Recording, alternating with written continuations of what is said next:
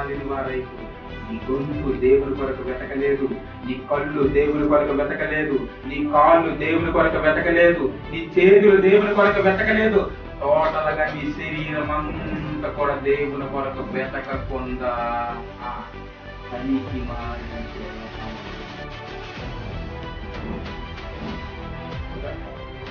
దేహం అంతా ఏమైపోయింది పనికి మాలిన. అంటే ఈ పాదములతో చేసే ప్రతి కార్యక్రమం దేవుని వెతకడానికి వెళ్ళకపోయినా సరే, ఈ పాదములు దేవుని వైపు అడుగులు వేయడానికి ఆయన పాదములు ఈ భూమి మీద పెట్టడం జరిగింది. నీ చేతులతో, నీ కాళ్ళతో, నీ శరీరంతో ప్రతిది కూడా నువ్వు చెడిపోయి పనికి మాలిన వారి వైపు త్రోవ తప్పుకోలే నీ కొరకు ఆయన వెతుక్కుంటూ నీ దగ్గరకు వచ్చి ఒక త్రోవను చూపించాడు.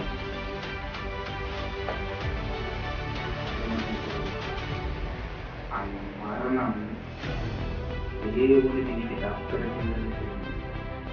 ఆయన త్యాగం పనికి మారిన వాడు అయిన నీకు, నీతిని వెతకలేని నీకు, దేవుని గ్రహించలేని నీకు గ్రహించడానికి అనుకూలంగా జరిగింది.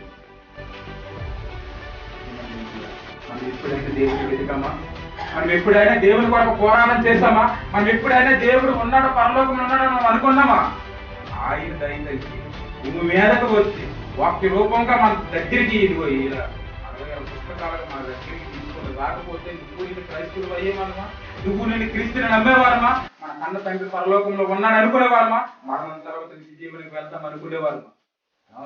నీ పెదవులు, నీ చూపు ప్రతిదీ చూస్తుంటే, దేవుడి కోణంలో చూస్తుంటే మనం అందరం కూడా ఉగ్రతకు పాత్రులం. ఏది పాత్రం చూస్తా? ఉగ్రతకే పాత్రులం.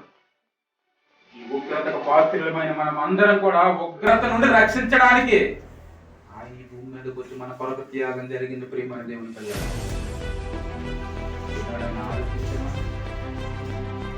ఆయన మరణం మన కొరకే జరిగిందని ఎప్పుడైతే నీ హృదయంలో గట్టిగా పెట్టుకొని నువ్వు బయటికి వెళుతున్నప్పుడు పాపం చూస్తే ఈ పాపం నిమిత్తమే నాకు క్రీస్తు చనిపోయాడని అనుకుంటే బయటికి వెళ్ళి నా పాపాన్ని ఫలించుకునేవాడు బ్రదరు. మనకి దేవుడు సిద్ధపరిచిన నరకాగ్ని చిన్నదనుకుంటున్నారేమో.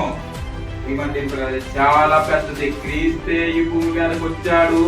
వచ్చిన మన ప్రభువైన రక్షకుడు మన కొరకు రక్తాన్ని చిందించి మనల్ని కాపాడడానికి అంత పెద్ద ప్రణాళిక జరిగింది అంటే మనం వెళ్ళిపోతున్న లోకం చాలా ప్రమాదకరం. అంత ప్రమాదకరం కనుకనే భూమి మీదకి వచ్చి నిలుస్తున్నాను. మరణం త్యాగం జరిగింది. ప్రేమని మా కొరకు మరణం జరిగింది. వీడికి ఏమవుతామని నా కొరకు మరణం జరిగింది. మనం అంత ఉగ్రతకు పాత్రం, దేనికి పనికి రాని వాళ్ళ ఉగ్రతకు పాత్రమైన మన నిమిత్తం ఆయన వచ్చి మన కొరకు మరణించడం ఏంటిది? గొప్ప విషయం ఇది.